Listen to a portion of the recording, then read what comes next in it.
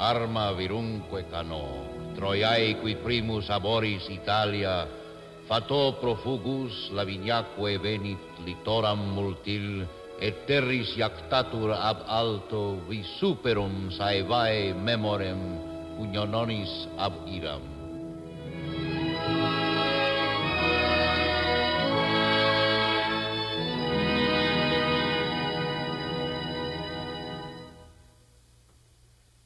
The CBS Radio Workshop, dedicated to man's imagination, the theater of the mind. Today, The Seven Hills, a personality sketch of one of the world's great capitals, the eternal city of Rome, and of its seemingly indestructible citizenry, the Romans.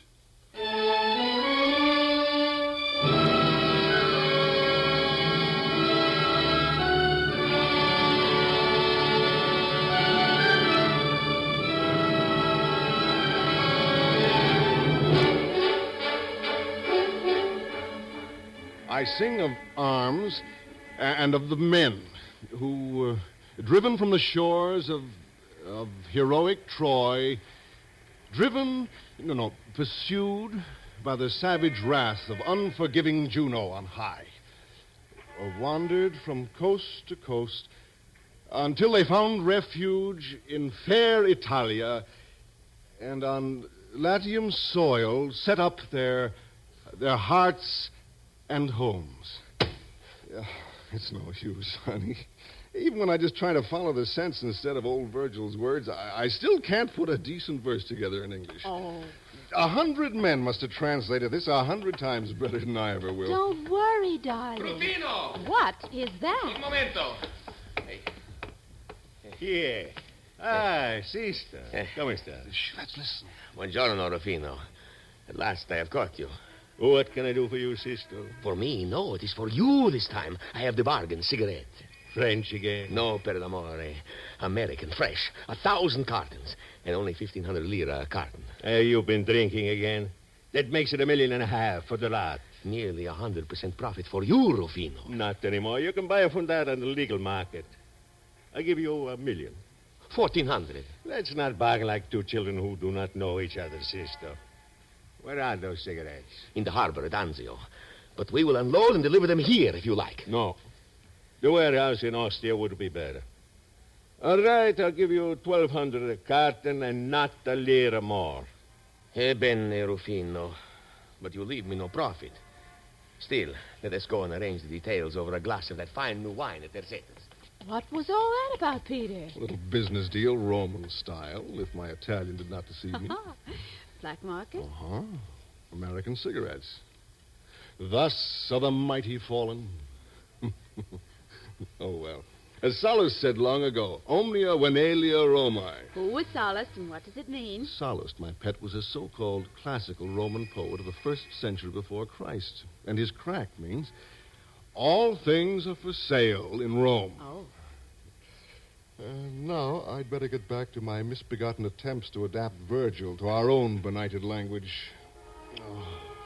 Mine is a song of arms and of the man of Troy. Now what, for the love of... Prego, cittadini! Per favore! Passi! Noi siamo monarchici!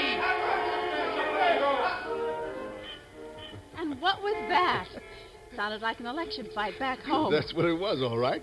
A sober discussion of vital issues in the coming election with modern trimmings. This bloody assignment's getting me down, Ruth. And I thought it'd be so easy to do it right here, right in the old Roman Forum, where Virgil himself must have walked 1,000 times. But who can concentrate with all this turmoil going on? Oh, Peter, don't fret so. Easier said than done. Come on, honey, let's go back to the hotel. At least we can take off our shoes there and have a drink ourselves. All right, but just give me a minute, darling.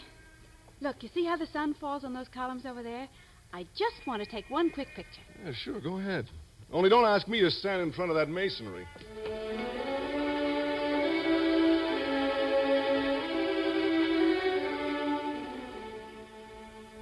Atmosphere. There. Bounce, you historic pebble. Bounce on from marble slab to broken column. See if you can find me some atmosphere.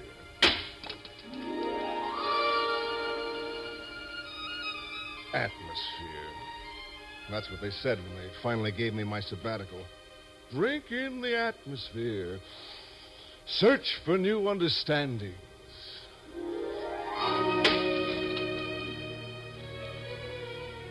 Drink in the carbon monoxide from those crazy motor scooters they drive around here. The intoxicating odor of ripe black market deals? Or maybe the gentle whispers that trail in the wake of political candidates.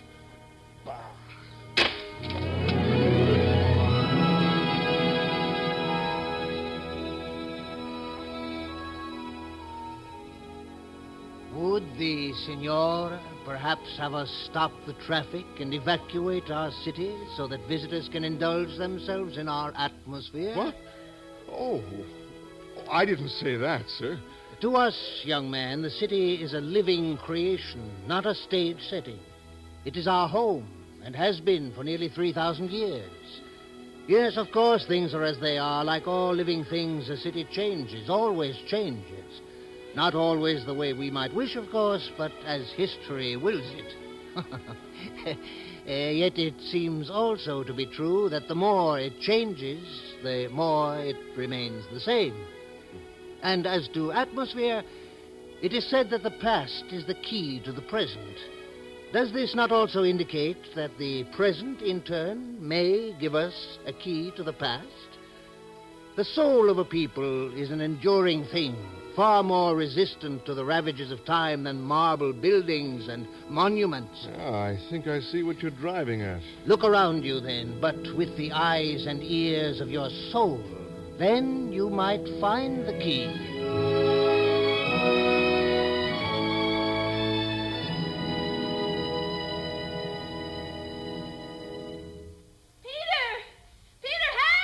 Ruth! Ruth! Where are you? Ruth! Oh, Peter. What happened, honey? What was the matter? Well, it's all right now, darling. I was just frightened for a moment. What was it? Tell me. Well, it was nothing, really. I went along down the other side of that wall there. Huh? There's a little road that runs behind it to get the right angle for my picture. And then a man came along and started saying things to me. In Italian, I guess. And I didn't understand him, but I thought he was offering to help me with my tripod. So I kept smiling at him, and maybe I said, see, a couple of times, and then... Oh, it's too silly, darling. Well, then what? Come on. Well, then he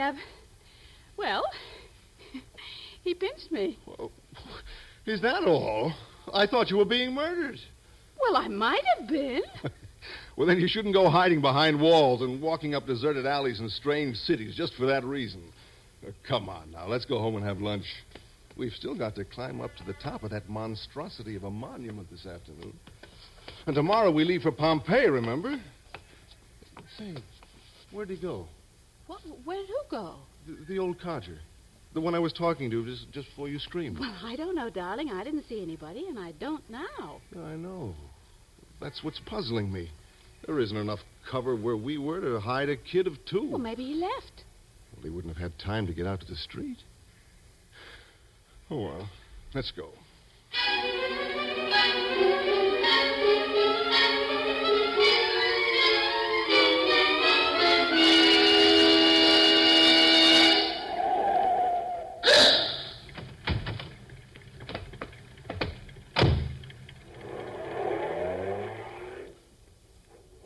Hot rotters with spaghetti sauce.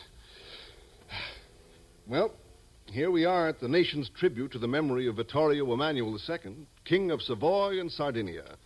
The man who made one Italy where there used to be a dozen or 2. Well, might as well begin climbing. Come on, honey, let's start.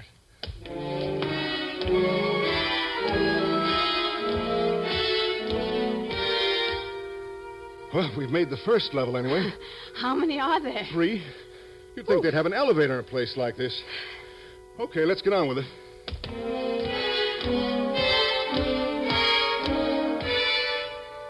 Getting old, honey. Oh, well, only one more flight to go.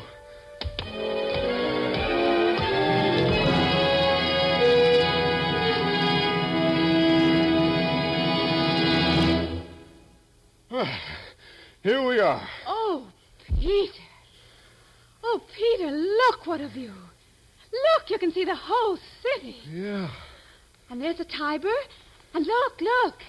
Isn't that the old Forum down there where we were this morning? Yeah, I think it is. And on the other side... Oh, Peter, what is that building on top of that hill? Such a beautiful color that stone has in this light.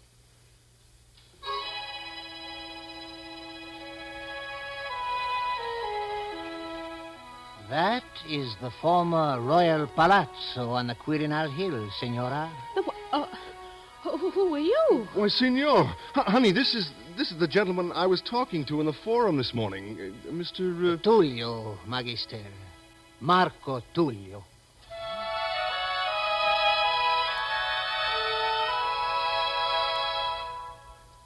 Harwell is our name, Signor Tullio. This is my wife, Ruth, and I'm Peter Harwell. Hey, what happened to you this morning? Yes, my husband was worried about you. Oh, I regret it. I have distressed other new acquaintances with this bad habit of taking my leave too quickly. But let me explain for the Signora the meaning of that rectangle of broken pavement in the Forum beneath us. It is one of the two things responsible for Rome's timeless influence on human thought and institutions. Two things? Look around, if you will. Do you notice that the hill upon which we are standing is surrounded by a number of others, which form a semicircle? Oh, of course. The hills of Rome. The 7 hills, exactly. And the one we're standing on is the Mons Capitolinus, where ancient Rome built the temples consecrated to her most all-high gods and goddesses. Temples to Jupiter Capitolinus, Juno, and Minerva. And right there stood the Arx, the fortress which gave refuge to Romans, women, and children whenever the city below fell prey to marauding enemies. But I thought Rome never had been conquered. Conquered? Never, Signora. But occupied? Often. Most recently by your own countrymen. You were going to tell me about that pavement. Oh, yes, the pavement.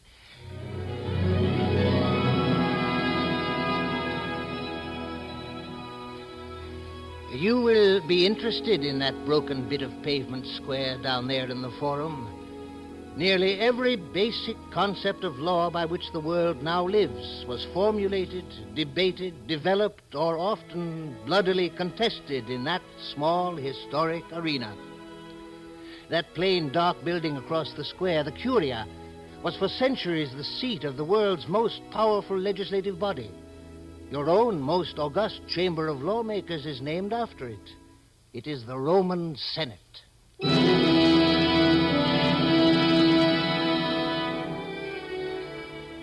I think perhaps I would like to show you. May the gods grant you to see the life of the old Forum.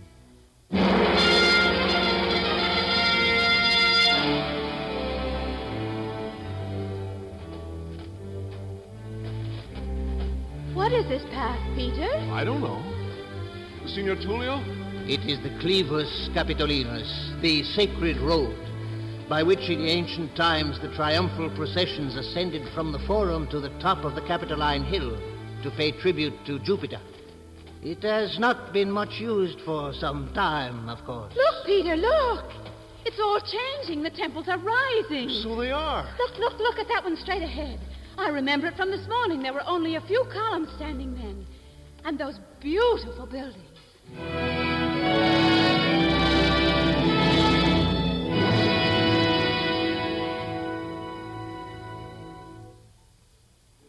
The Temple of Saturnus.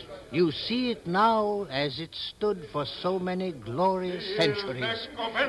What's that noise? Oh, the usual crowd in the Forum. Peter? It's okay, honey. Just people. There weren't any people this morning. Well, there are a lot of people now. They are campaigning for an election here, too.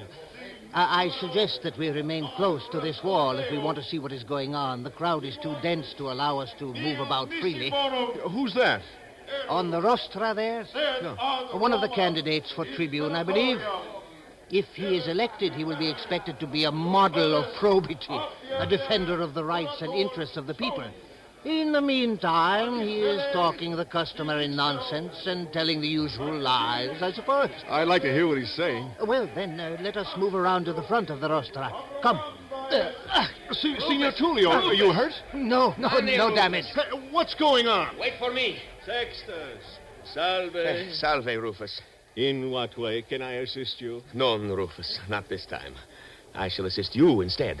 I have 3 shiploads of North African wheat. It is probably from Lucania. From Lucania. It is the best of the best, straight from Carthage, and at a price you cannot afford to reject.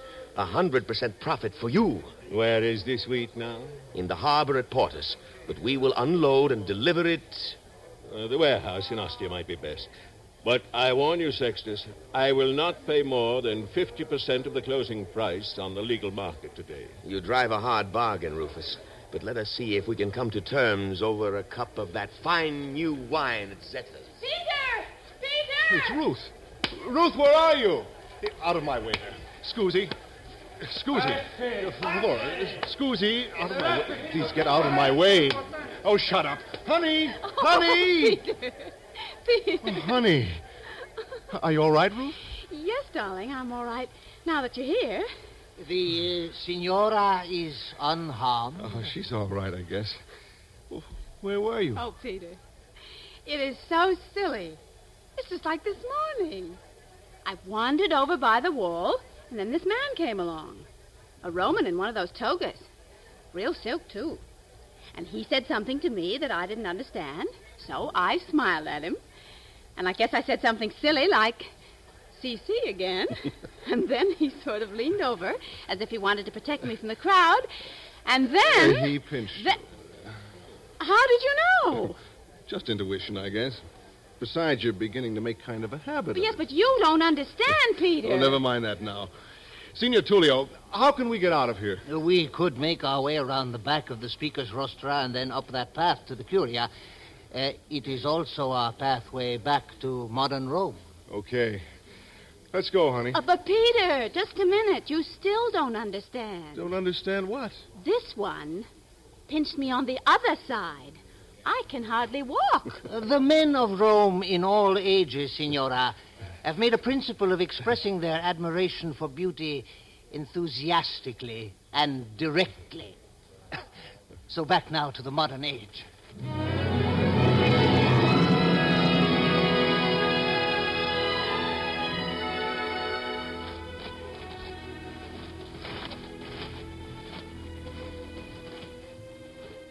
So you managed to get us to your beloved Curia after all, Signor Tullio.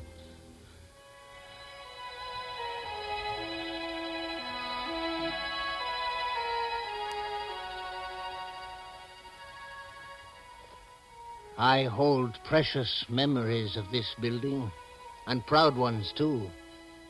It was from here we once ruled the world, and for centuries we secured the peace for all those who put their faith in Rome. And we taught them law, not laws, Magister, but law itself.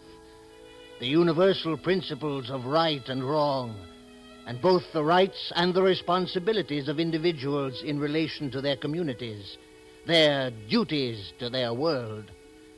You yourself, Magister, live in a faraway land, which had not even been heard of by any of the men who sat in the Curia. Yet you live by many of the rules we shaped here in the Senate of the ancient and eternal Rome.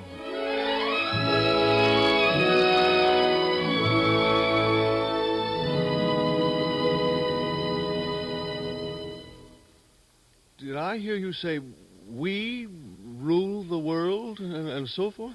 Do you mean to tell me, Magister, that a man of your learning has never heard of Marcus Tullius Flavianus, the most outspoken, if not the most revered, senator of his era? Oh, yes, of course. If you have not, young man, I invite you to examine the base, which is all that remains, of the fourth seat from the left on the second tier in the Curia here. I believe you will still find there the evidence of my youthful vanity, inscribed with a stylus. No proof is needed, Senator. And I want to thank you, Senator. We both do. Oh, no need, Magister. And now, I suppose the time has come to say, valete. We sincerely regret it, Senator. Do not waste time with regrets, Magister. Life has manifold necessities. Allow me a final suggestion. This will be your last night in Rome, and there will be a full moon.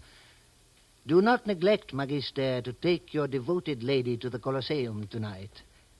The view of the half-destroyed curves and arches of that ancient structure of joy and pain, bathed in the radiance of the moon, is generally sufficient to wipe out anyone's concern about his ability to sense the Roman atmosphere and to respond to it. Thank you for the suggestion, Senator. I shall certainly follow it, sir. So, now, my friends, fortunus vobiscum. Perhaps we shall meet again, if you ever return. But how shall we find you, Senator? This flat stone upon which I've been sitting is the cover for the entrance to that tomb behind me. Should you ever return to Rome and find the tomb closed, knock long and hard, or push a message through one of the cracks. Then we shall see. Valete.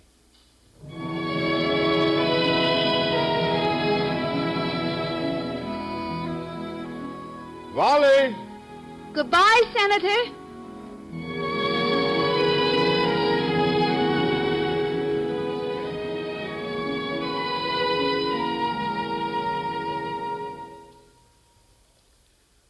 There are but 7 hills in Rome, and they not high. They girdle close the ancient marbled square, where men so long were free to hear, debate, and think, and shape the laws which guide us still today. 1,000 years of peace were nurtured here, 1,000 years of order, and through order, justice, mankind's most precious heritage.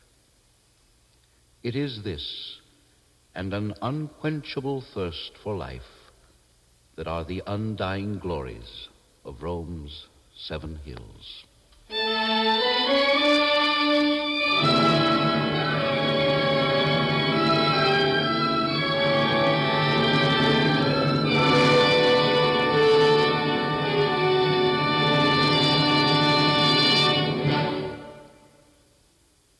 You've been listening to the CBS Radio Workshop and the 7 Hills, a fanciful sketch of the unique personality of one of the world's most ancient cities, eternal Rome.